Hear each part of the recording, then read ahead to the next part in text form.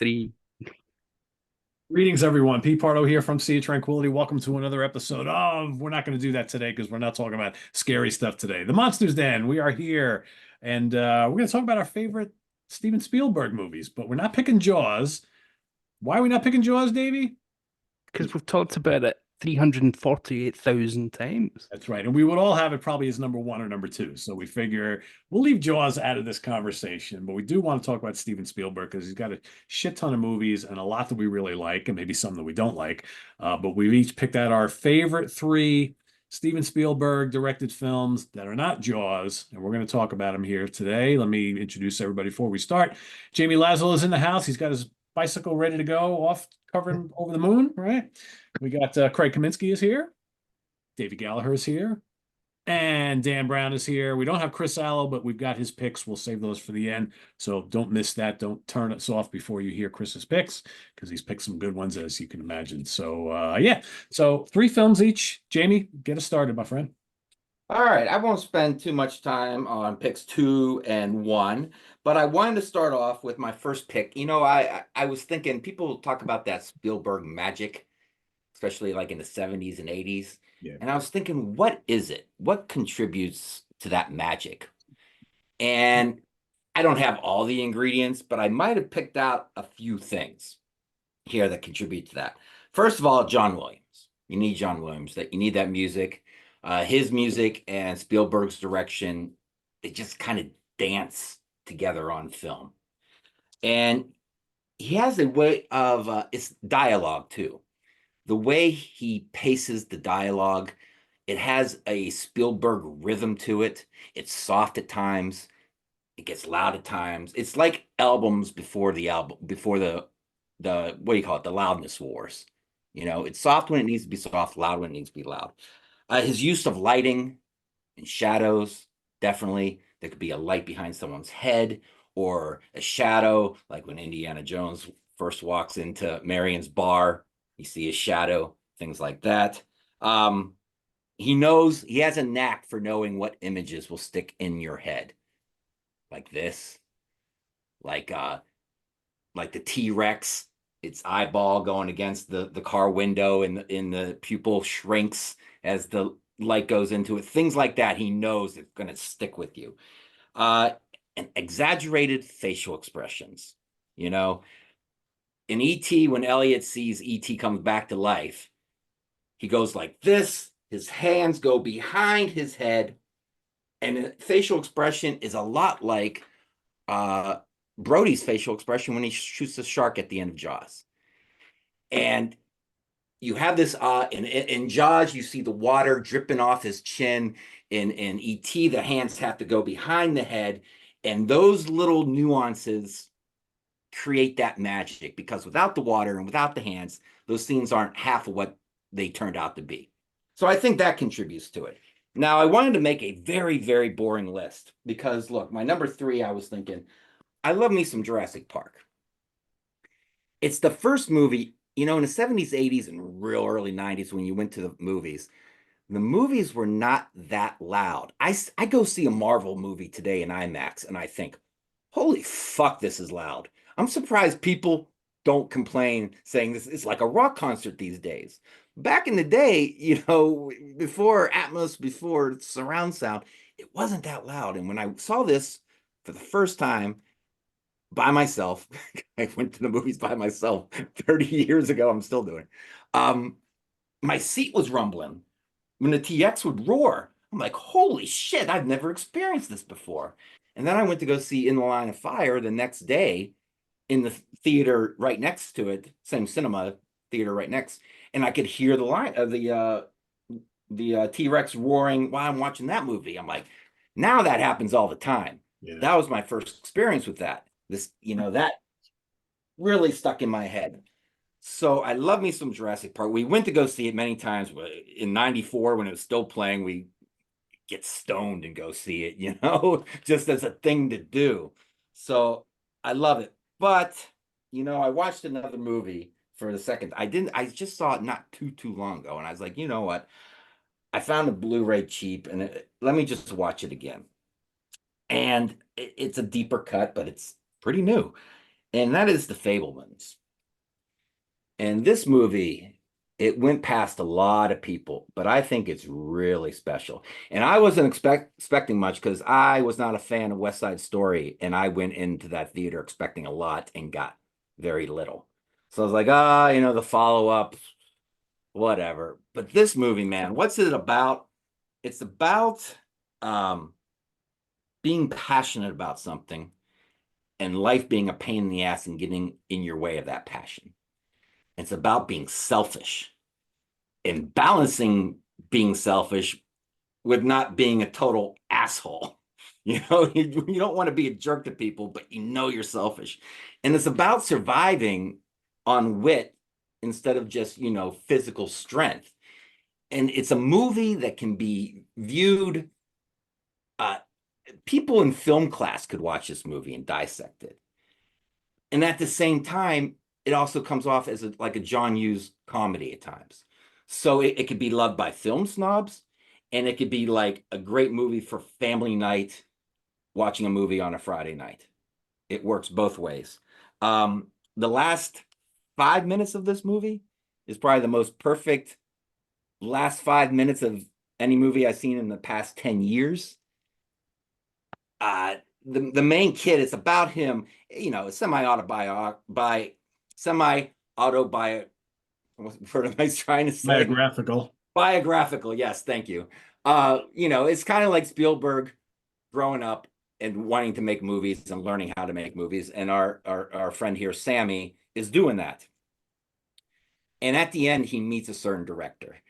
And it's just perfect because what director it is, who's playing the director, and who's directing the film. So you get Spielberg directing this director, playing this director, and it's just fucking perfect. And then at the end, I'm talking the last 2 seconds of the movie, Spielberg actually talks to the audience. It's the first time I could think of any movie where he actually breaks the fourth wall and kind of talks to the audience. And what does he say? He says, "Oops, my bad.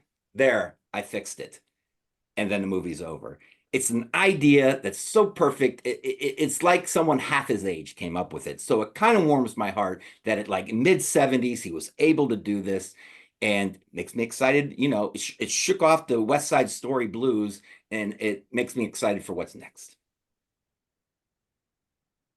Cool. I've not seen it. All right. Are we doing all three? Are you guys waiting for me to All keep three. going? Yep, all three. Oh, shit. Okay. Oh, that's new. All right, my next one. E.T.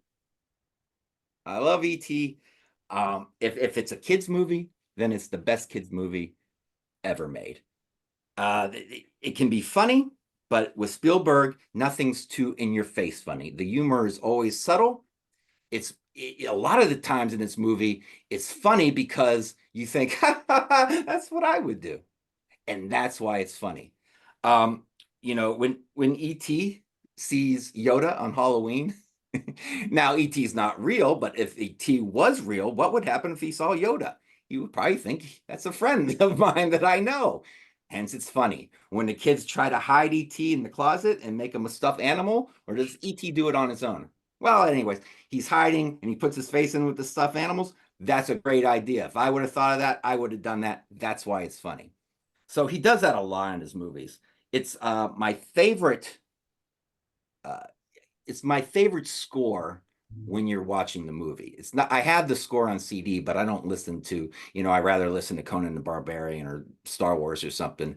But as the movie's playing, I don't think any movie plays as well to the score as E.T. does, especially at the end. It gets to the moment where I feel like I'm at a concert and the movie just happens to be playing behind the orchestra on a screen to enhance the music that you're actually there to see. But when the score's going and at the end when E.T.'s saying goodbye, it is some of the most powerful music with images on screen that I've ever come across, and it makes me cry every fucking time I watch it. 3 movies make me cry. This, Rocky, and Terms of Endearment. And the first time I ever saw this movie, I saw it with my buddy. We were both 12, and we got dropped off at the theater. man, during the sad parts, in the middle there when ET's dying, I could kind of, you don't want to cry in front of your buddy, right? Especially when you're like 12.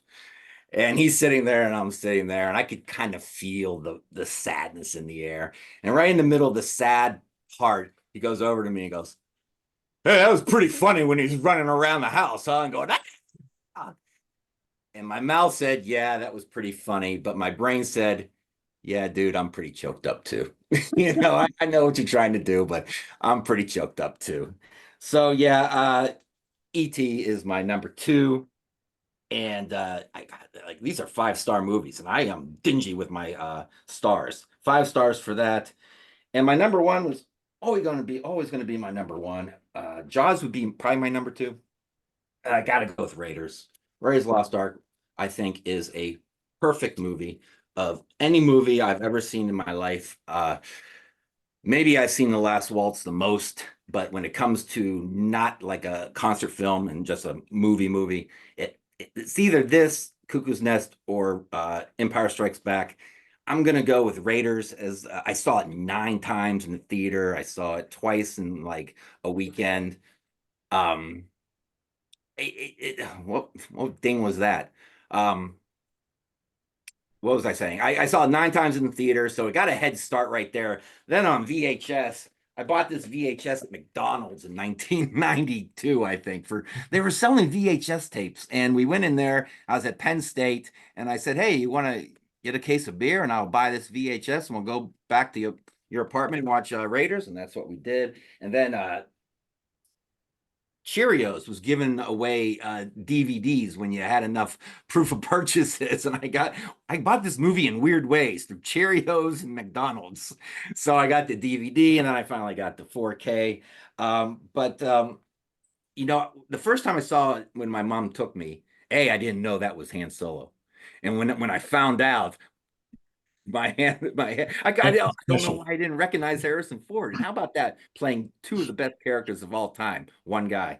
Um, I remember him coming again from the shadows. He's first introduced coming from the shadows, and I'm like, oh, this must be the villain, right? Because the way he comes out so intimidating. And I thought, oh, so this is the good guy. But first impressions, man, are hard to shake. So always thinking he was the villain for a few moments always gave him that edge to me in my brain, just that certain edge. And the ending, a lot of these Indiana Jones movies, they deal with fantasy and sometimes they go way too far. But I never heard anyone say, they went too far at the end of Raiders. And you know why? I think it's because the movie takes place in the world where Bible stories are real. They're looking for the ark. And when I was a kid, I was like, looking for the ark? That doesn't look like Noah's Ark. But they're looking for the ark. So these are people that believe that like Moses talked to a burning bush, you know. Uh, Speaking of the ark, God flooded the whole earth, and then one ark was floating around the earth. So if everyone believes that, then opening up the ark and God coming out and punishing these bad people, it's not a far jump from burning bushes talking. So it doesn't seem too off the wall, it works. So Raiders Lost Ark is my number one of all time movies. It's got to be top 3, I would think, and Jaws right behind that. So and E.T. in the top 10 to 15. So Spielberg, he's got a grip on my favorite movies of all time. Yeah, I mean, he's, one of the most popular directors for a reason. I think a lot of people feel that way. Yeah, there are a lot of people's childhood, Yeah. is based off those movies. Yeah. All right, Craig. All right, my first one was a movie that I watched when it premiered, I think on HBO, and I kind of just watched it as what the heck, because the main actor wasn't someone that I really cared about too much. But turns out I really enjoyed the movie, and I think it's one of those, it's repeated a lot on cable and whatnot. But it's one of those, for me at least, is a good rainy day type movie or something to just kick back and that you can watch it. And that is 2002's Catch Me If You Can. I really quite enjoyed that. I wasn't a really big DiCaprio fan, at least at the time. At the time, I hadn't seen Titanic or any of the other movies that he had been in prior to 2002, and just really find this movie a lot of fun and based on the real. I'm not sure how much of it is true, but on Frank Abagnale, who as a teen managed to impersonate a pilot, a doctor, and a lawyer, all while maintain not while eluding the FBI. The FBI agent Hanratty, played by Tom Hanks, doing a thick Boston accent while he's in this. But I found the way that DiCaprio did all of his check forging. I thought that was really kind of clever, with and of course seeing you, the viewer, watching and kind of laughing that you could actually buy that he bought a check typewriter like at an auction, and that he would bought a whole bunch of Pan Am toy airplanes to take the logo off of the wing to put onto his payroll checks, and to keep cashing these checks, and the clever way of changing the bank routing number, that a check in New York would then have to get sent all the way out to San Francisco to be cashed, and then when they found out it was counterfeit, he had been long gone. It would be at least a couple of weeks, maybe even 3, until they noticed that the money was gone. All the capers that he pulled off, I just quite enjoyed the way that it was done. Christopher Walken, I believe, got an Oscar nomination for playing his father, and he has a really good performance. My favorite part being when, in the beginning of the movie, Frank Jr. impersonates a substitute teacher, and after he wasn't caught for 3 days or something, he said the principal said, "Oh, he took the class out to the zoo or something as a field trip," and his dad had to come to the school to kind of take him home or do something, and he looked like he was going to yell at him, and he just kind of like laughed and was going along with it and everything. So, and just a movie I just quite enjoy. And and and it kind of changed my perception of DiCaprio, because at the time I really didn't care much about what he did, and I've since It was the only time enjoyed you worked with quite a few Spielberg, movies. right? That was the only film they worked together on. I'm I not think sure. so. I know he's become kind of like a Scorsese guy now, but Yeah, he's been with him for quite a yeah. bit, but yeah, my second choice, uh, also from at the time, from an actor whose movies I'd seen quite a few, some of, but was relatively indifferent to, but this one I quite enjoyed. From the same year, 2002, I picked Minority Report, and just a really good science fiction movie based on a Philip K. Dick short novel from the 50s, taking place in 2054, primarily in the Washington, D.C. area, where murder has been solved, or has been no longer happens due to pre-crime, a set of psychics who can predict when someone is going if someone is going to commit a murder, and but however, crimes of passion or uh, spontaneous murders not are not the ones that have been solved yet. So the police can get a warning, a red ball as it's called, that a murder is about to take place, and then they can descend and stop the would-be murderer in the nick of time. Tom Hanks play, or excuse me, Tom Hanks. Cruise plays the main character, where he main police officer who is a 100% believer in the system until he finds out that his name is on one of these red balls that he is going to commit a murder and against murdering someone whom he's never met. So the movie turns into a chase and a whodunit with lots of pretty cool sci-fi effects in it, with him getting Cruise getting his eyes replaced in the movie because of all the retinal scans that were done at the time, which all these cool futuristic things back in 2002, and some of those things have come to pass a little bit. So um, I think just a really well-made science fiction movie that is engaging, and one of the many Philip K. Dick stories that have been adapted into engaging movies. Not all, but he's had a pretty good track record with people adapting his movies. So that one was my Minority Report. Is my Amazingly not released on 4K yet. Yeah, yeah, that is surprising. Seems like a no-brainer for that film, right? I mean, I don't know. Yeah, it had a lot of cool effects in it, and with Yeah. the future. You heard any rumblings on that, Davey, at all? No, nothing at all. Especially with War of the Worlds out there on 4K, I believe. Yeah. Who owns it? War of the Worlds on. Who owns it? Is it Universal? Paramount. No, I'm sorry. 20th Century Fox. Distributed by Paramount. Sorry, that's War of the Worlds. If it's Fox, it'll be Disney. So there's your answer. Okay.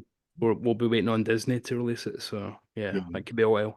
Yeah, they're not really interested in the physical stuff anymore, sadly. Call it Marvel's Minority Report. They might release it next week, but my number one, mirroring Jamie, to thine own self be true, I had to go with Raiders of the Lost Ark, and I did know that the main character in this movie was Han Solo. And why?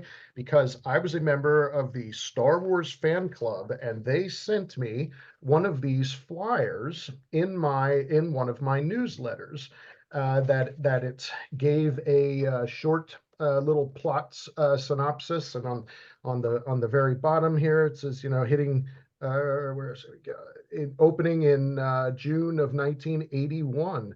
So as a little kid, I saw this, and it was kind of like, oh, cool, this is going to be in Han Solo's next movie. So this probably came, I'll assume, sometime in 1980, while I was still getting the newsletters about Empire Strikes Back. So I didn't see it 9 times in the theater. I know I saw it at least once, or maybe I know I saw it in the regular theater. I may have seen it in a drive-in at the time. The funny thing about this was that where I grew up, there were three along one strip that was maybe not even a mile long. There were three different theaters. One was a one-screen theater that was enormous, that would have that actually would show 70mm films at the time, and it's the gigantic movie theater that I think it seated over 750 or something like that. Huge. Another was a two-screen theater, and you could see the marquees for them as my mom and dad we would drive past. You'd see the second one was the Eric Theater, the Eric Twin, that had two, and then down at the end was a shopping mall that had 7 or 8 screens. So the marquee was a huge broadcast, huge screen that you could see with all the black letters on it. And I swear, for almost an entire year, you could see that it said Raiders of the Lost Ark at the mall every time we went past. Because I remember it's like months and months had passed. Now it's Christmas time, and it's like, and it's, my brother and I would look. It's like, look, Raiders of the Lost Ark is still in the movies. Wow, it seemed like it played forever. But people like me going 9 times. Yeah. So I mean, but looking back, I think it had such a broad appeal. I think, for a kid like me that was only 9 years old or so at the time. Of course, it looked really cool because, wow, Han Solo's in it. Once you're watching the movie, it's not a difficult story to follow, and there's plenty of action, and it's got some funny parts in it too. uh, Karen Allen makes for a great, a great female, sort of almost even equivalent to Indiana Jones. But I think also looking back, my mom and dad really liked the movie because I think it reminded them of the serials of when they were kids. Because my mom and dad were probably in their my dad was about 40 and my mom was like maybe 35 or so when this came out, and so it reminded them of things that they would have seen like in the 50s, so as kids. So it had such a broad appeal, and still to this day, a movie that it holds up so well that whenever it's on, it's repeated lots of times, of course, but it's just always a good watch, for that, and for this. And what's his name, Paul Freeman as Belloc, or Beloche as John Rhys Davies says. Great villain, right in the beginning, and just with taking away the idol, and Alfred Molina, it's not even recognizable. How many of us have not said, "Throw me the idol and I'll throw you the whip" at some point in your life? You had to have said it. So it still holds up, and I love it. So my number one easily is Raiders of the Lost Ark. If not Jaws, it would be Raiders of the Lost Ark. How do we think it would have gone if Spielberg got his original choice of Tom Selleck? Tom Selleck, yeah, I don't know. I mean, Because he only missed out because Magnum got picked up for another season. Yeah. Otherwise, it was his job. Yeah. I can't imagine that world, because in that world, Harrison Ford doesn't become a superstar because Blade Runner flops. Yeah. I mean, he was relying on the Star Wars movies, of course. Yeah, which how did that work out for Mark Hamill? Yeah. Yeah. So But I don't know if you can. I mean, of course, could you think of Tom Selleck in that role? But and I don't know. kind Is of he? can, Is he? but Is he? I mean, he's a physically bigger guy, yeah, right? he's a much taller guy. yeah, Than taller Harrison guy. Ford. Obviously, he had the stash, and everything. But well, Because then we could be sitting we here wouldn't right have now gotten. saying, I can't imagine Han Solo playing Indiana Jones. That's ridiculous. Well, Tom Selleck got to make High Road to China then, so that was his Yeah, makeup to not not doing Raiders Transfers. of the Lost Ark. So Was it Runaway? Is that the one he was in? Yeah. Runaway. Runaway is Yeah. a great movie. Tom Selleck is not a bad actor, but I don't think he has the charisma No. that Harrison Ford brings to this role. He might have had a little bit of the look with the mustache and everything in the early 80s kind of way, but I don't think the charisma. I can't think imagine I can't imagine anyone else, especially during the guy with the sword and everything, and Harrison Ford just Well, that's Well, he had the I shit. cannot imagine anyone else that's a doing. perfect scene to illustrate it, because He was obviously sick. they only filmed that because of the dysentery on set. It was actually supposed to be a sick. big Yeah. set piece. But I can't imagine Tom Selleck pulling off the kind of sarcastic stuff that Indy does. Well, that's why I think Harrison Ford maybe was considered much more than people are talking about, because he did have charisma as Han Solo in both first two. Yeah, but Spielberg didn't want a movie star. He wanted somebody who'd never been a movie star before. Maybe they Intentionally. also latch into the popularity of Star Wars. Somebody makes a movie, but he had a certain charisma. But hey, Tom Selleck made Magnum. Now he's been on Blue Bloods for the last 37 years. So he's Yeah. His hair gets blacker every year. It's blacker by the year. And if I ever want to get a reverse mortgage, I Yeah. know that Tom Selleck wouldn't lie to me. So He's the man, yes. There's always, don't like any of his work. There's always that film with Terminal Island from 1970. God, yeah. Played along with Roger Mosley, who eventually ended up on Magnum PI as the helicopter pilot. So yeah.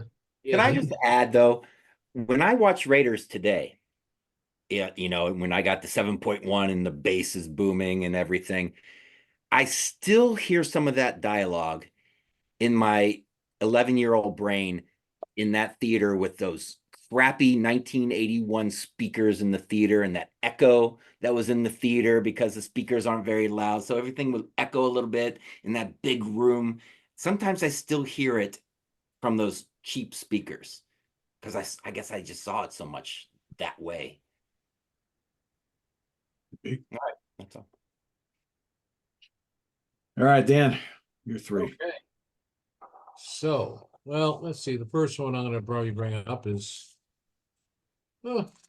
War of the Worlds with Tom Cruise.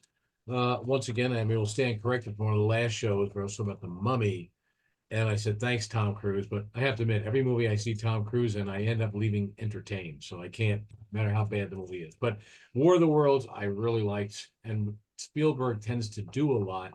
Is sometimes a deeper message in all of his films. This came out in 2000, I think it was 2006. 2005. 2005. You know, he took a couple of liberties with the story of War of the Worlds, because once you've seen the original 1953 one, that was emblazoned in my head with the stars, the spaceships, and so forth. This goes much deeper and goes into the family dysfunction and such, and the son not liking him, and this, that, and the other. All the while, it builds it up. Once the aliens rise up out of the ground, okay, it's all bets on, all bets off, and it just goes from there. And the whole adventure along the way is more about like the family falling apart and his father and son's relationship. But there's also the panic. It's like, it's the whole scenes that were done, for example, at the ferry, that people are familiar with the story, I hope, at the ferry. I mean, it's just so claustrophobic, and there's just so much adventure going on. The fact at the end that they bring in Gene Barry and Anne Robinson, who played the original characters in the original film, have a cameo as his wife's parents. There's a lot of shockers in this film where, like, and he brings his kids to his ex-wife's house. They're not there. They go in the basement. Meanwhile, with all the shit that's happening, next thing you know, he walks out and there's no house. And there's an airplane, and there was always in there pulling out that took it totally away from the 1953 version, but kept the same storyline going along, with the great addition of Tim Robbins as the crazy, could not figure out his story, either survivalist escaping from a mental institution, but he is just incredible in that role, just totally losing his shit. So the film is just entertaining from beginning to end. The homages they play in it, they actually use the tripod machines were from the original H.G. Wells novel. They took a couple liberties with other things, but it's just entertaining from beginning to end. I don't know if there's ever been a quintessential version of the original H.G. Wells War of the Worlds. I know they made a couple of like TV versions, a really low budget like miniseries version, I think, but there never has been a really great adaptation, right, Davey? As far as There was a BBC one about 3 years ago that did the original Victorian setting, but it really just showed that you can't do the original novel. It doesn't work. right. You have to reinterpret it. So that 50s one, purists say, "Oh, that's nothing to do with War of the Worlds." Well, you can't really do the original. Not maybe you could do it as a longer form thing, but it's quite subdued, and not a lot happens. I mean, they kept the same with the rifleman who goes nuts. That's the Tim Robbins character essentially. Yeah. But apart from that, the destruction of the Thunder Child and whatnot. Honestly, you're better off just listening to Jeff Wayne's album of it, rather than trying to wait for a good film version. I just remember there being like some truly frightening parts of that movie, and I remember where they're waiting for the train or something, and the train goes by, and you can just see in the windows that it's like everyone was dead, or and the train just kept going, and the I don't know, I guess it was horns or the noise that it would make, like as it would come up, Wow, really loud. especially that ferry scene in the water where it's like you're watching and you can see it's coming in the water and you're like, oh shit. Well, you don't expect that. You see them running, and it's Yeah. all get on the ferry, and then all of a sudden, there's the headlights under the water, and when it Yeah. rises up, it's like, oh man, they And are. it was like 10,000 car horns or truck horns. I don't know whatever the sound was that they would use, but it was like that, the sound of approaching doom, that you knew that, here it comes. And There's one reason I would never pick that film. Dakota Fanning is the most annoying brat I've ever seen on screen. I was just waiting for the aliens to kill her so we could just move on. I thought the son was more annoying, especially Yeah, towards, just let his family burn. Just move Considering on. what they were going through, like, these monsters jump up out from the ground, or these robots jump out of the ground in New Jersey, which is not not uncommon in New Jersey. But the thing is, they come out of there, everything goes up. A big electron with the electronic magnet device, boom, kills everything, and he's able to grab an old car that's an old, basically like Stanley Steamer. You crank it up, and he's able to drive away. But it just she is, yes, her screaming in the car. I get it. Kids are panicky. Kids are going to get freaked out, and I kind of like the fact that yes, this kid is going to freak out, but she was kind of over the top, and her screaming was annoying. It's like, please, please, can we suck her up there into into that pod up, whatever it is. Yeah, and the son, that the relationship, they're in such a crucial situation, and they're still holding such a grudge against. This is the bad time to have this grudge thing with your dad, that you hate so much. Like, we're trying to run from aliens. You've seen your mechanic being vaporized. Okay, so all of a sudden, why are we arguing about this? Let's not sweat the small shit right here, folks. Okay, let's just get the fuck out of here. And they don't manage to do that. But I agree with David. Yeah, she was getting on my nerves, and I was saying, can you shut that fucking kid up, please? Thank you. And but overall entertaining. I think once again, Tom Cruise, does a great exciting job.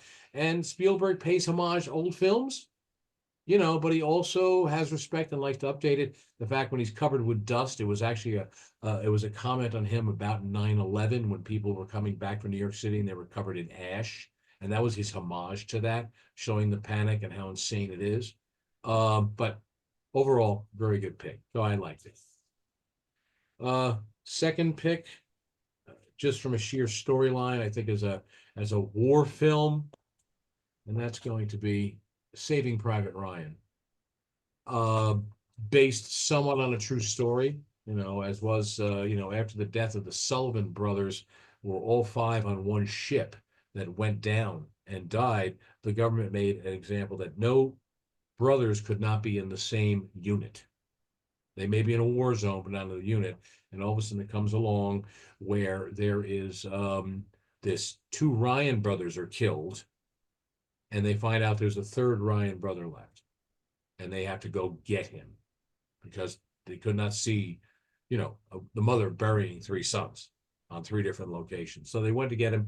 And this is like a tour de force. I mean, his opening sequences on Normandy is probably even less horrific than it really was. I mean, I had my aunt's fiance was one of the poor people that did not get off of the landing barge. When they opened the gates, he just got mowed down. Most of my uncles and stuff were in World War II, and you see the effect it has. But the thing about with this film, yes, it is a mission, it's a story. He pulls off a stereotype to some extent, because when you see Tom Hanks' persona, it comes off as almost like a Jimmy Stewart type of character.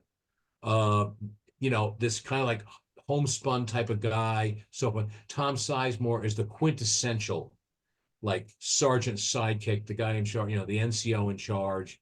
A great deal in. Anyway, Ted Danson has a cameo. I mean, Vin Diesel, Adam Goldberg as the Jewish member of the troop, and all this conflicts and this whole thing in the end where they're just trying to rescue this guy. I just think it's a great sentimental film. And the wonderful thing about it is that it wraps it all up. In the beginning is Matt Damon, who happens to play Private Ryan. Matt Damon's character in 1995 or 50 years after that, going to visit Normandy, the cemetery, and he's sitting there, and at the end, there's one point where they morph his face from going from the last scene of him, I think, in World War II, and it becomes him as the old man again. And it's just a great beginning cap and closing cap. And once again, it's about the interaction between people, because one thing that Spielberg does do is he does write some decent dialogue when he has to, when he's working, and he doesn't really write them, but they work with great dialogue. Sometimes they could be more on the cartoonish level, but something like you get Saving Private Ryan, it gets pretty in depth. It's hard to find a bad Spielberg film. It really is. And when you pick, there's got to be some nuance in it, I even personally like 1941 for personal reasons with some of the people in the cast that I had worked with and known. Yeah. And I'd seen that decadence in the city in America in 1978 to 1981 were just, it was just a shit show. And it just is reflective of the shit show that was going on in the city with all these people and a lot of the way that Hollywood was treating the people from Saturday Night Live and how it just blew up in his face with Spielberg. So there's this kind of like train wreck entertainment with it as well. I think 1941's, I mean, I'm not going to have on my list, but I think that's one of those films that was just lambasted because it was his turn for a kicking. It's nowhere near as bad as people made out at the time. And especially about the director's cut. But it's just great cast. Oh, But as you say, you get to see Toshiro Mifune and Christopher Lee on screen together. exactly. What's not to love? You know, they're all there, and he picks off of it. And just to add something what Jamie said about Jurassic Park, I remember seeing Jurassic Park when he was saying about the sound of the Tyrannosaurus Rex and stuff. I remember seeing it. There was a movie theater in Manhattan called the Ziegfeld Theater, which was a single movie theater that sat about 3,000 people, like a Radio City Music Hall. Single theater, big screen, and at that time, the state-of-the-art sound system. And I saw Jurassic Park there, and when you went in there, aside from this the great dinosaur skin or the special effects with the CGI, when that Tyrannosaurus Rex roared in that theater, it shook the seats. So it was but my last one is, I'm not going to say much about it, and that's one we all selected before, and that's Raiders of the Lost Ark. You cannot beat this film. It is, being an old film buff as myself, it is a true love letter and homage from both Lucas and Spielberg on the cliffhanger serials of the 1940s, any number of adventure films in the 40s, comic books, pulp novels. They put it all together and they pull it off rather perfectly in the first film. To the point where even doing the costumes, Indiana Jones's costumes look exactly like Ronald Reagan's. Well, first is really hard to see it, but yeah. All right, that's Alan Ladd in 1943 in a film called China.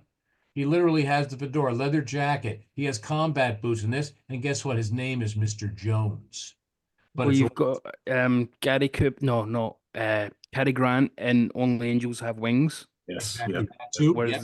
pretty much the same outfit, and Ronald Reagan did in one of his. Oh yeah, here we go. Ronald Reagan in Hong Kong, There we 1952. go. Career was fading, but so you can see it was a homage to that. It was Whatever happened to Ronald Reagan?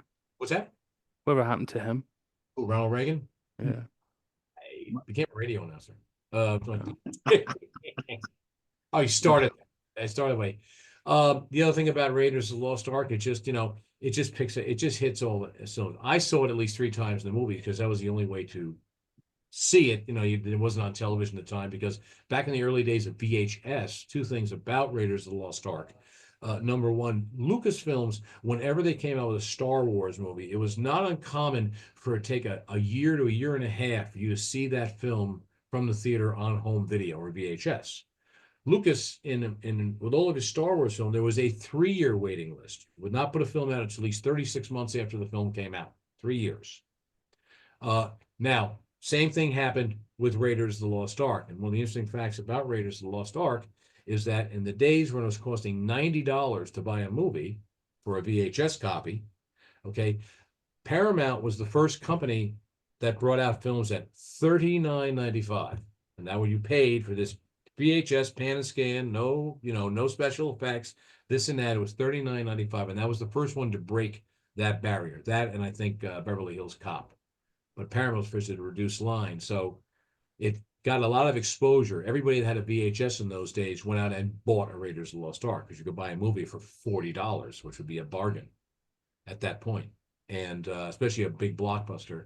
And that's added to it. But once again, perfect adventure film from start to finish. Every time you watch it, it's still fun. It's corny as hell. It's got some great lines. You can't miss it. Yeah. How many movies before Raiders that was pure action was that funny, that made you laugh that much, that had bits where the mirror flipped around and hit the character in the chin? Not too many that I can think of, if any at all. Butch Cassidy, but that was kind of a comedy, though. There was, the funny thing is this film has so many homages. There was kind of like an urban legend about Raiders of the Lost Ark that they said that it was a spontaneous moment with when the fellow's sitting there with a sword flipping it around. All of a sudden, Harrison Ford just pulls out his revolver and shoots him. It's been said that he just did down on spontaneity.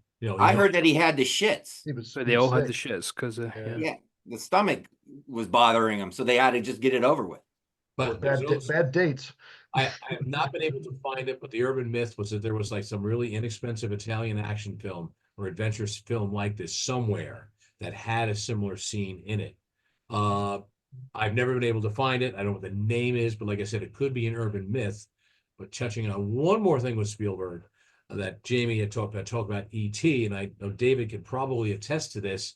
In 1956, there was a child's science fiction film that came out called, I think, Supersonic Saucer, and it was geared for kids.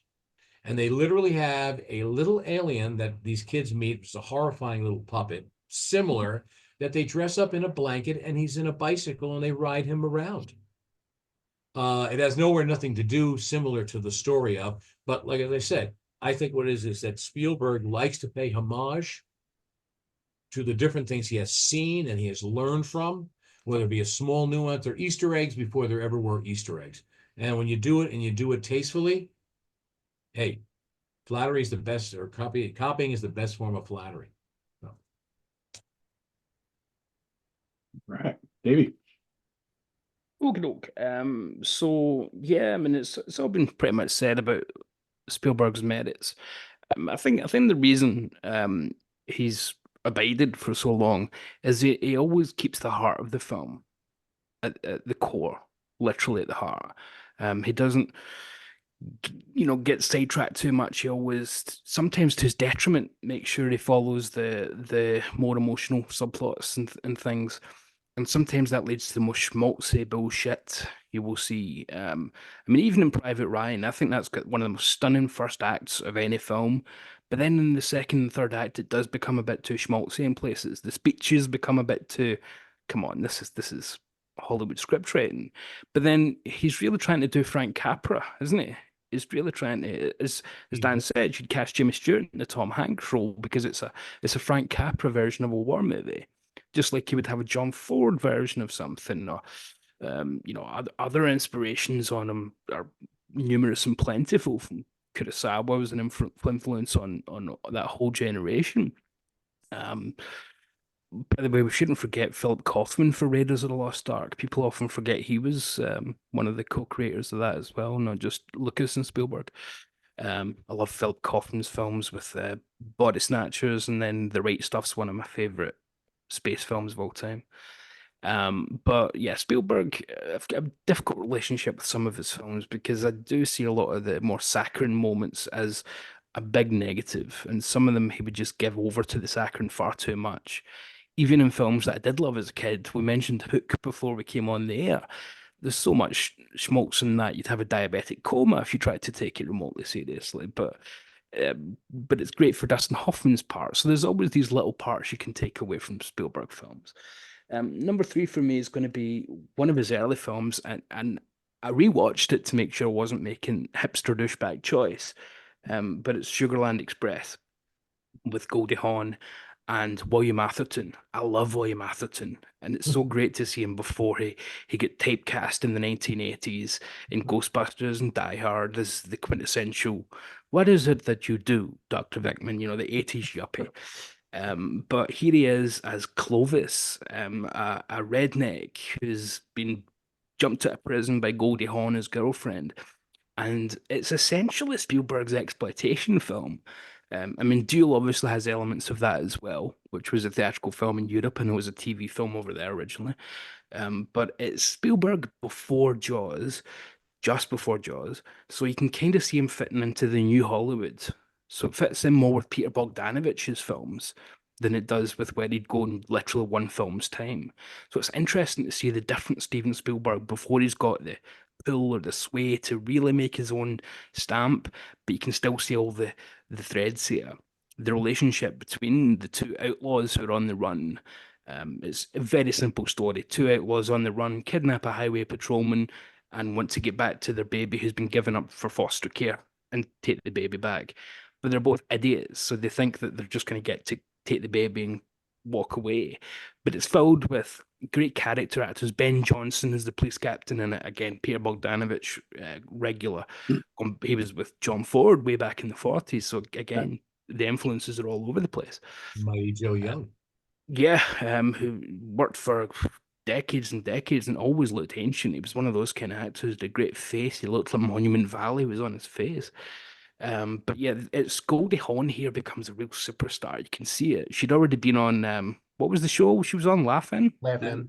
Yeah. And this is where you can see her really ascend to be Goldie Hawn as we'd come to know her and love her. Things like Private Benjamin or insert favorite here. But she's phenomenal here, and you can directly see this film's influence on something like True Romance. Clarence in Alabama are essentially just a movie literate version of Clovis and Goldie's character here. She's got another kind of hillbilly name. She's she's like Mary Lou or something. It's full of fun stuff. It's the outlaws get kind of adopted by the local towns. There's a little bit of the kind of road movie spirit of the time. If Peter Fonda was in this, you'd kind of believe it because it feels like it should have Peter Fonda in it. It's got that outsider spirit, which again you just don't get from Spielberg because he worked within the system very early in his career and didn't really make any outsider film. This is as close as you get to seeing what Spielberg's exploitation career could have been like. And I think it's a really underrated, nifty film, tight as hell, funny as hell, and great performances from everybody involved. Really underrated little gem. No, Fonda made that film like Crazy Larry, Crazy Mary. Crazy Larry, Crazy Mary. And there's also a little bit of Boxcar Bertha, which was about the same time this Scorsese film. Yeah, it's not the most stunningly original film, but it's just ridiculous entertaining. My Indiana Jones pick, I think, will be The Last Crusade. Actually, I'll go with The Last Crusade, because that's the one I grew up with most. And then you're talking about kind of nostalgia and part of the culture. Well, here, we had the Scottish James Bond, who was an icon for everybody here for generations. And all of a sudden, he's Indiana Jones's dad. It's like, yes. So Sean Connery makes it, for me, much more than in this case Harrison Ford does, where it becomes another Spielberg dynamic that he loves, fathers and sons, something that he would go back to again and again in his filmography, or the separations of fathers and sons in some cases.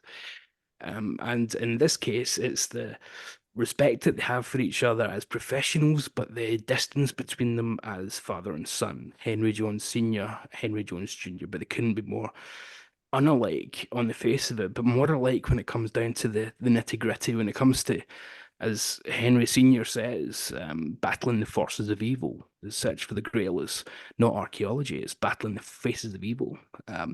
Stunning film, really fun film. Objectively, is it better than Raiders? I don't know. Don't make me pick. It's to me the most entertaining of the. I'll still call it the trilogy because I don't care about 4 and 5. So of the trilogy, it's just ridiculously fun. I like they ramped up the comedy just a little bit more to have Salah's character even more silly because he was already a little bit silly. But then Denham Elliott's character make him funny. Becomes brilliant, yeah. And he's, you've got that great part where he's got the Grail diary, which I've got the box set here. I should have shunted to the Marx Brothers. I should have shunted to the Marx Brothers. And then when Walter's got the when it's been sent to Walter, and Walter's got it in Egypt, and you'll never catch Walter Donovan. He speaks 12 languages and can fit in any civilization west of Saman. Cut straight to him and his. Does anyone here speak ancient Greek? And then in that box set, you get the original Grail diary as a replica, which is really cool. So you can just sit and go, here's the clues, and just follow everything from start to finish. And recite it along with the movie. The penitent man shall pass. The penitent man shall pass. The penitent man shall pass. Yeah, just but in Latin, Jehovah begins with an I. That's right. And the bit when they're tied up back to back on those two chairs, and they're flipping, going around on that trap door and everything. It's like something out of a silent comedy. It's Yeah. so funny.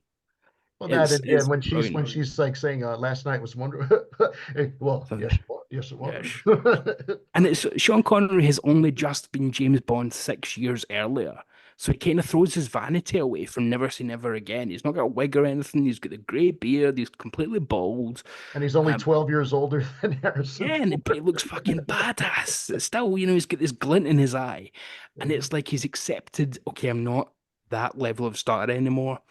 I'm going to be a different kind of star. I'm going to steal movies, which he started doing with like the Untouchables, I guess. He would just come in and just steal the movie from whoever the star was.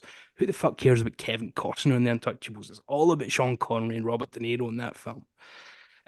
But yeah, that's essentially what he does here. He steals the movie from underneath Harrison Ford.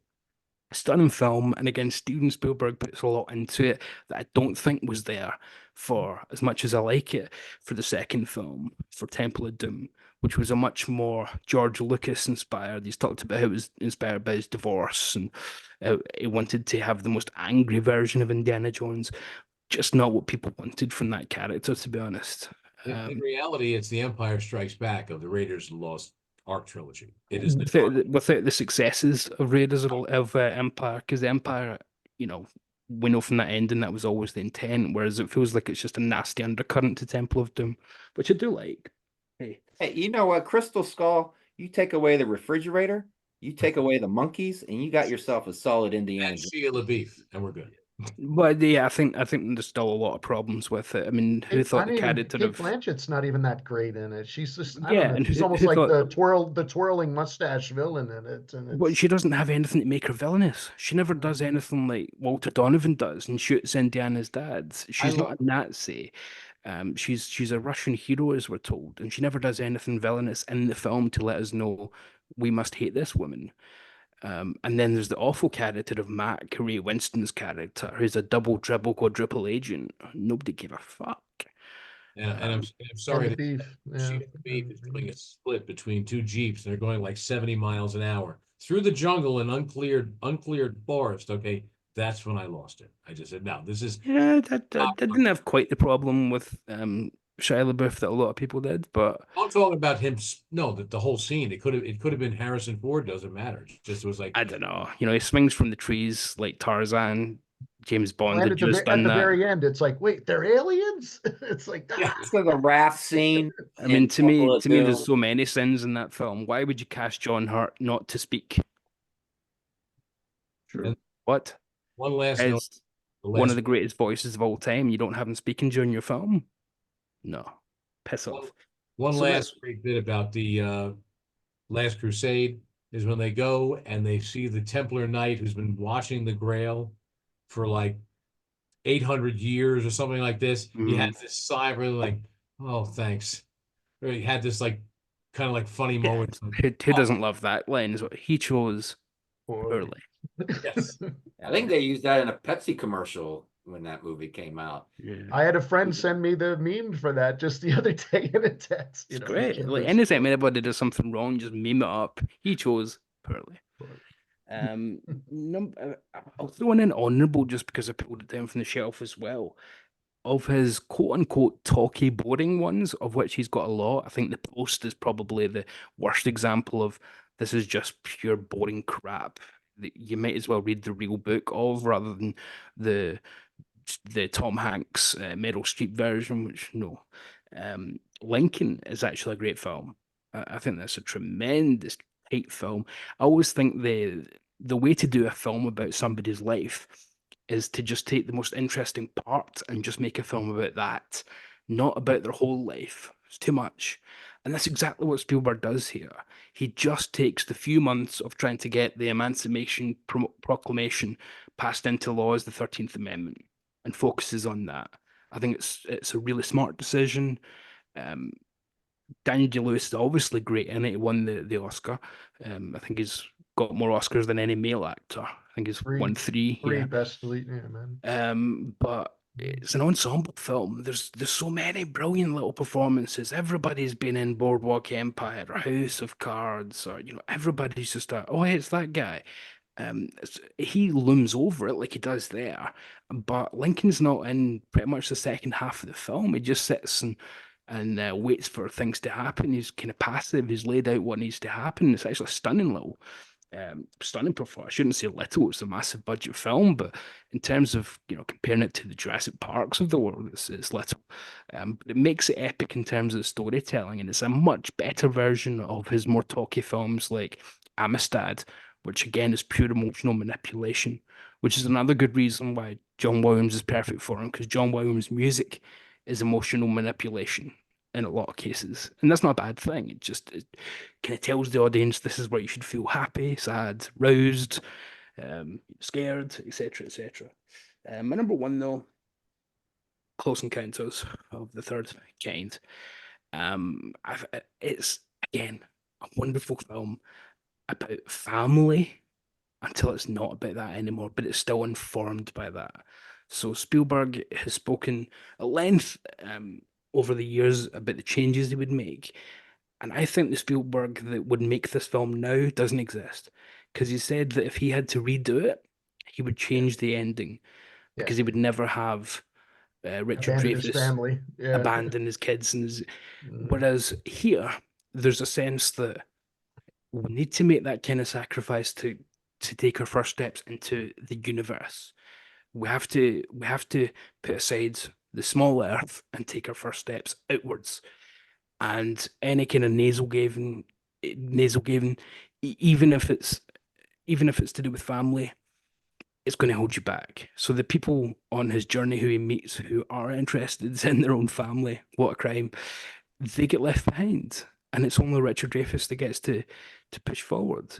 And it's got a wonderful offbeat cast to it as well. I mean, Francois Truffaut's the main scientist in it, the great French director. He just died, Alain Delon, which would have been great too, but Alain Delon was very picky over American roles in particular. So he gets Francois Truffaut, which is such an offbeat choice. He's great in it. Who knew? Francois Truffaut is fantastic in it. And Bob Balaban's fantastic as the translator. But it's completely held up by Richard Dreyfuss's lead performance because he has to be convincing enough in two regards. One, that he has completely lost his mind over what happened or maybe didn't happen that night. Spoilers, it did happen when he saw aliens. So you have to be convinced that his wife and kids should leave. They should just get out of Dodge because this guy's lost it. But you also need to be convinced enough that this is worth pursuing for him, that he should go on this quest to whatever this strange place is that he keeps drawing. And he is that kind of actor at this time who could just about pull that off. I don't think Harrison Ford could have. I think he would have had too much star power. It needs that everyman quality that Richard Dreyfuss had at the time, which, yeah, is perfect for this film. And I like, too, that it doesn't get to one way or the other over the use of the military. It doesn't become, at no point do they pull arms out to protect themselves in case the aliens are hostile. It's not that kind of film. It's not even an ET type of film where they want to grab the aliens and take them away for experimentation. It's pure discovery. It's pure Star Trek in a lot of ways, where it's literally about first contact and being open to take your first steps into a much larger universe than we ever thought possible.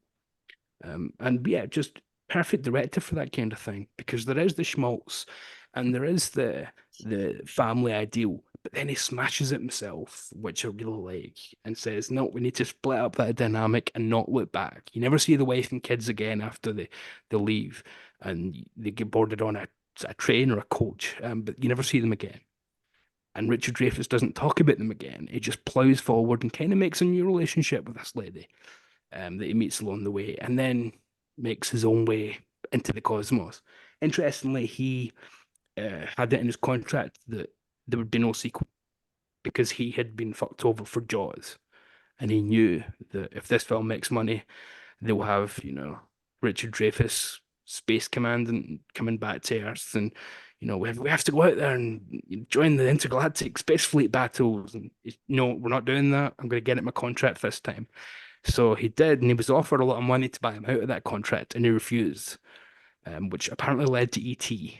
That was one of the kind of things that led him down. No, if I was doing another sci-fi, here's what I'd do. And that led him to maybe something from the child's point of view this time instead of from the Richard Dreyfuss adult. So what I'll do is I'll do a film where there is no father in it because he's left, for different reason in E.T., but I'll do it from that family who are left's dynamic, which, yeah, worked out quite well for all concerned, I'd say.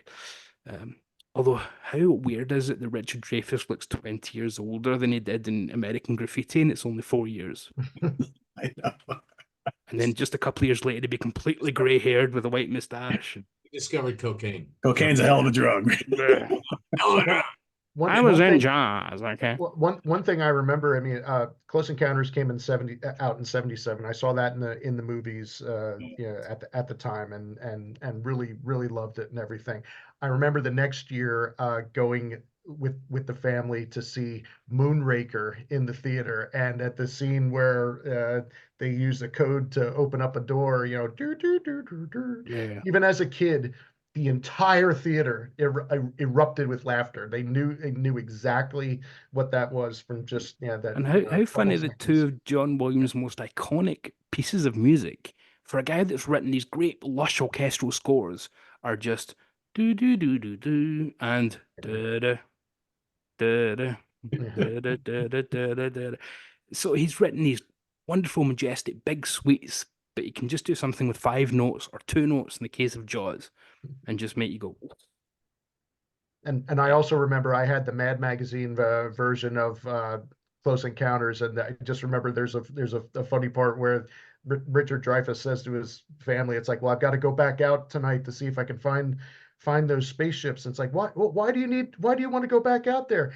I need to get it. I need to see them from the other side so I can get sunburned on the other side of my face so that it blends. That was like the Yeah, I mean that may be Yeah, if they did a sequel, I'd imagine everybody's probably dying from radiation poisoning because that did not look healthy getting an instant suntan, did it? Like, everybody's with red faces. Cool. Pete, All what are right. your 3? All right. So my number 3 is War of the Worlds. I'm a big fan. I like this a lot. I saw this in the theaters. Jamie mentioned this whole, going to see Jurassic Park, and I saw that in the theaters too, about how like immense the sound was. It was very similar with this. I mean, that, like you guys mentioned, the noise that they make when the alien things come and it's just, I remember it being deafening in the theaters and just like so bombastic and like otherworldly. Yeah, I mean, Dakota Fanning is kind of annoying in here, but I really like the fact that they made a sci-fi / action movie that kept you entertained throughout the whole thing, but at its core, it is a family movie, right? It's all about the whole keeping the family together and amidst all the dysfunction that they're having. And I love the last half hour of it. The way that they defeat the aliens is great. Trying to get back to Boston and everything. I just really enjoy it a lot. And I think it's aged pretty well. And it's of like a lot of the remakes that we've seen over the years. I think this is one of the better ones. So yeah, that's my number 3. My number 2, I'm gonna go with Jurassic Park, the first one. Loads of fun. You throw in dinosaurs and you got me hooked. I like the stuff. I love the Lost World. I just watched recently, what the hell's it called, The Land Unknown. I mean, I love Don. Oh, you mean The Lost World? I thought you meant Jurassic Park 2, Yup. The Lost World. No, Part 2 sucks. the old no, Jurassic no, Park yeah, 2 no, that's terrible. That's a terrible sequel. That's the one clunker in this whole series. But no, I mean the original. I like dinosaur movies of any era.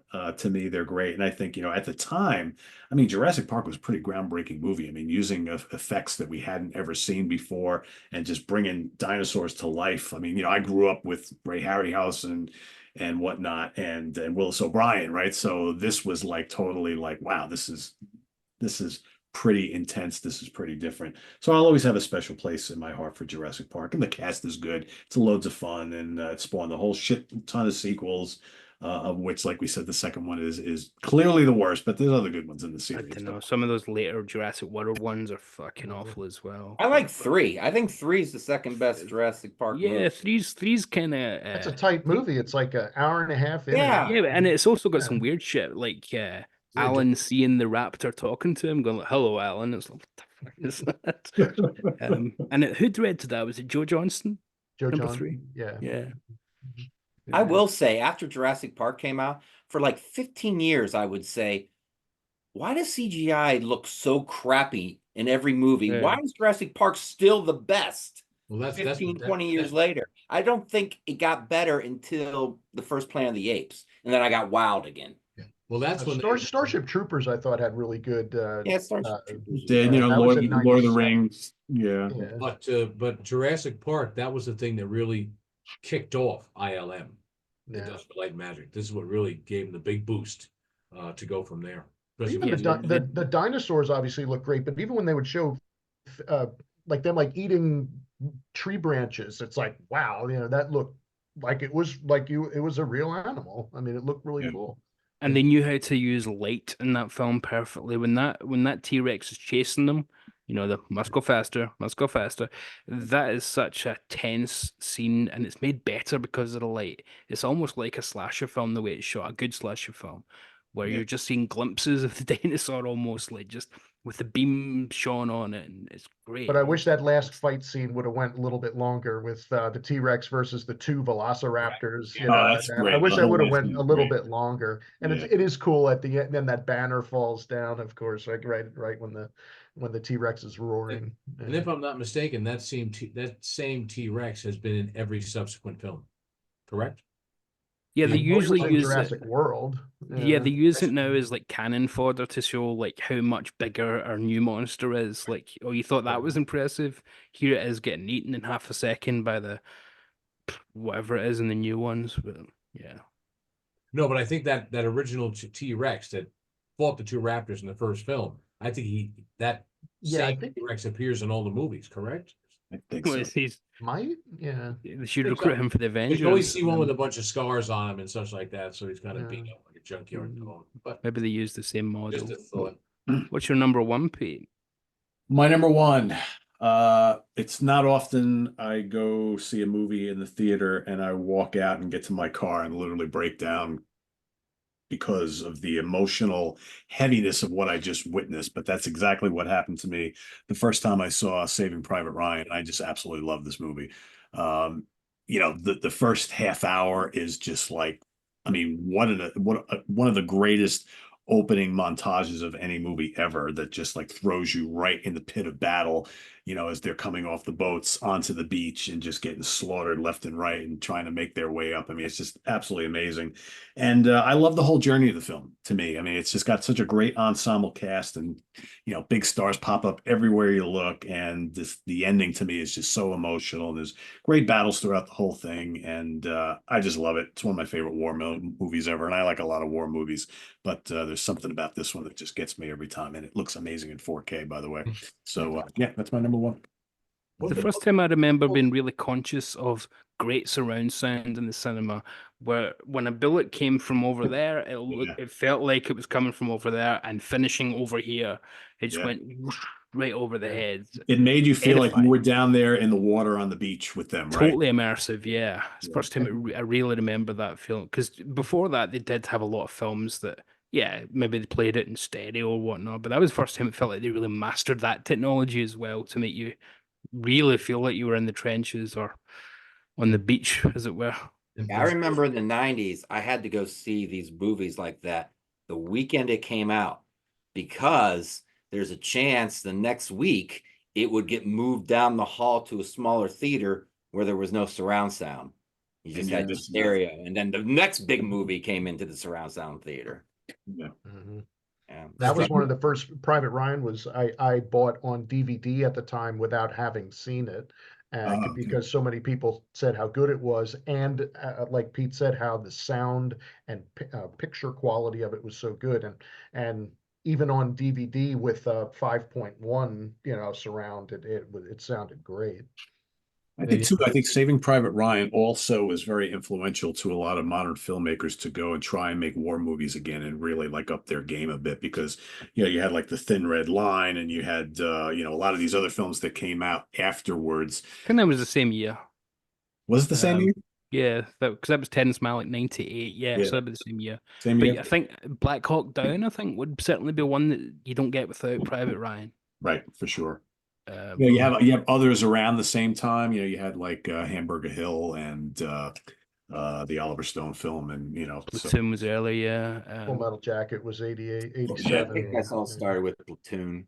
Kind of yeah, jumped. You know, Platoon, what Spielberg wanted to capture when he was doing the opening sequence on the beach is he wanted to capture basically the work of Robert Capa, who was a famous war photographer who actually died on D-Day, if I'm not mistaken, or he died shortly thereafter.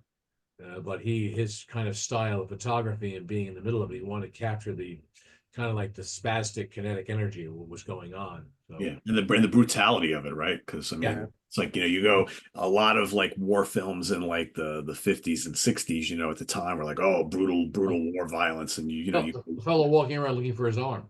yeah, You know, stuff this like this. really puts you And- right there. One And last also when you watch it saying this is why they send in the Air Force to blow the shit out of the place before sending in the infantry, to avoid things like that. Yeah, And one performance in it that always stuck with me was Barry Pepper as the sniper. exactly. Yeah, and that kind of launched his career pretty much after that because he started Yeah. appearing with Roger Maris. the ultimate sniper, right? Yeah. Although Battlefield Earth killed it dead. Some of performances, Judd Hirsch in The Fabelmans. He's in it for Well, my 10 favorite minutes. performance in the Fablemans is that one at the end that we're not going to spoil for people in case they Oh haven't yeah, seen it. yeah, you got to see it. It's 2.5 hours to get there, but it's a fun ride to get there, and it's Pete, one last bit of trivia about War of the Worlds is the ferry sequence was filmed about 40 miles north of us in Athens near Hudson, New York. No, yeah, I heard that. At the actual Athens ferry run, and that's where they filmed that out. But they also filmed in Virginia and so forth, but that was filmed like 40 miles up from us. Who knows? Our next episode might even be about films that are set or filmed where we are. Who knows? Oh, we need Chris's picks. Yes, we do. Yes, we do. That's a good point, Dave. We are doing that. That's right. Could Not be be. complete without it. Yeah. And for those wondering where Indiana Jones sits for me, that's probably, Jaws would be my number one if we were including it, but Indiana Jones would probably be number 4, I would think. Raiders. Yeah, the first Raiders, yeah. But I like both. The first two are really, really good. So, but I mean, there's other movies too. I mean, I love Close Encounters and I love E.T. and 1941 is loads of fun. And They all have a nuance. There's certain Spielberg that's like, Yeah. really not a Yeah. bad. I mean, there's always something you can pull away from it. And we didn't mention it, Comment. but I think Schindler's List is terrific. So Yeah, although I had a real problem with putting that. I mean, it's behind me here, but I had a real problem putting that on a video where I'm comparing it to, I don't know, dinosaurs and spaceships. exactly. It- That's it's such saw a it once, and I- yeah. great. Yeah. But everyone sees it. I know we're not doing genre ironically, tonight, but Schindler's List is the biggest horror film he made. So there you go. yeah, I mean, it just feels too flippant to put it on something like this, to be honest, even though we're doing non-genre tonight. Yeah. And you don't really make wanna- out during Schindler's List either. Seinfeld. They were going at it like he's storming through Poland. Ouch. Although I will say, mentioning Mr. Kaminsky, as I say his name on Zoom there, I don't like the look of Spielberg's films since he started working with his cinematographer Janusz Kaminski about 15, 20 years ago. Every film he's done has this horrible blue tinge to it.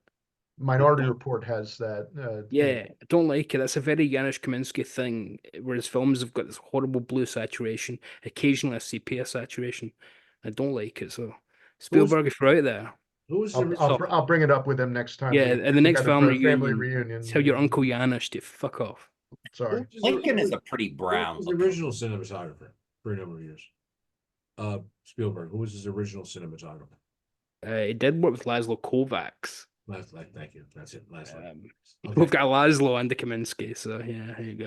Close. And there's a Laszlo there. Laszlo. There you go. Laszlo Kaminsky. There we go. I knew you All were. right, let's hear Chris's picks, Mr. Al's picks. What do you got? Oh, his real picks. Yeah, what did Chris go for? Oh, his real picks. Number 3, Chris went with 1941 from 1979. Interesting. 2, he picked Duel from 1971. Okay. And his number 1 was also Saving Private Ryan. Wow. I would not have expected Chris to pick Oh. Saving Private Ryan. What Wow. happened to Always? No I'm BFG. sorry, I was Yeah. waiting for the big, I was waiting for the money shot here. Oh, okay. What happened to the joke? Yeah. I still maintain that he thought BFG stood for Big Furry Gal, and Yeah. that's I thought he knew every word to I'm So Pretty. No West Side Story? We should get a commentary from Chris on that. Yeah. Yeah. Gee, Chris singing Sergeant Krupke would be one of the joys of the channel, wouldn't it? Yeah, I'm really surprised that he didn't have one of the Indiana Indiana Jones. Jones films in I his. think he I think he thought that we were not supposed to pick Okay. Jaws or an Or Indiana. Indy. Or Yeah, in, one yeah. Indy. I One believe ending. that was his Gotcha. Okay. Yeah, because I wouldn't expect him to have Saving Private Ryan, but I know he's a big Apocalypse Now fan. I think he does like war films, but he doesn't talk about The them. Apocalypse I Now is would. such an acid fantasy version of a war Yeah, movie, which, yeah. I mean, I was gonna put 1941 as my third pick, but because I do like it a great deal in this bizarre sort of way, because we weren't originally going to be able to do it, Indiana Jones, and I finally said, oh, I'll just do Indy. Hell, because I was embarrassed if I did 1941. I got the feedback I'd get, the repercussions, the punishment that would be issued in my direction. So I saw it in the theaters. I thought it was a blast, but then Oh, yeah. you got to remember it was 1979. Like Saturday Night Live was in its heyday. Oh, I was just anything with Belushi and Aykroyd. right off Animal House, and they went there. But it also showed this overblown decadence of just spending big money, and with all that star power in that film, it just bombed at the box office. I just don't understand why. But you just see anybody there, like I said, Toshiro Mifune and Christopher Lee in the same movie, sold. Same scene, yeah, standing together. It's unreal. Funny thing is, it cost 35 million to make, but it made like 95. It's back then. I think, well, critically it bombed. Yeah, Yeah. critically it was terrible. Yeah. Because And because 95 actually- million after his run of hits was low for Spielberg. 'Cause I that mean- was gonna be another blockbuster, and it wasn't. but Yeah, not- because Close Encounters made over 300. Yeah, so there you go. It's more about the drop. For Spielberg, it's a bomb. plus at that Close point. Encounters got the reissued with the special edition, in Mhm. theaters, and getting more from that. And although Spielberg had nothing more to do with any more of the, let's say, comedies, the Saturday Night Live comedies they were doing, I think the success financially, although it was a critical bomb, everyone after it, the financial success for it, as Peter was saying, probably gave the green light to say, okay, let's do the Blues Brothers. That gave the extra oomph to it, I think, from Well, he's in the Blues Brothers. He What's that? shows up at the end. Oh Yeah. yeah. But the so county that commissioner. they made money. So, but it was an interesting time to be alive. I'll say that. That's all I'm saying. What was the movie that Belushi and Aykroyd did after Blues Brothers? Was that Neighbors? Neighbors, That was his last movie, filmed Staten Island. Yeah, and that was the one where they switched places. So Aykroyd was the bonkers one, and Yeah. Belushi was the straight man, and it Straight did man. not work. No, Did it didn't not work work. at all. That's terrible. and they went ahead and the director of that was John Avildsen John Avildsen from Rocky. Yeah. Him And the Belushi Karate Kid. went neck to neck, or head and to The Night in Heaven. Yeah.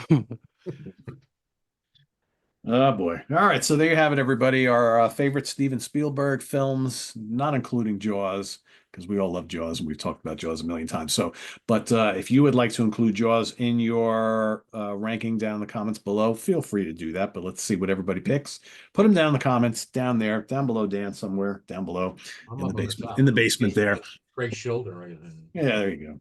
And we'll see you here next time here on the Monsters Den. Visit us on the web at www.seatranquility.org. We're on Facebook. We're on YouTube all together. All the All the damn damn time. time. For Jamie, for Craig, for that guy from Scotland. Thanks. I'm Richard Dreyfuss. I was in Jaws. For have Davey sent it and to the Dan, marsh. I am Pete. Thanks for watching, everybody. We'll see you soon here next time on the Monsters Den. Now we can give them the claws. There we go. Take care, everybody. See you later. Bye-bye. Good night.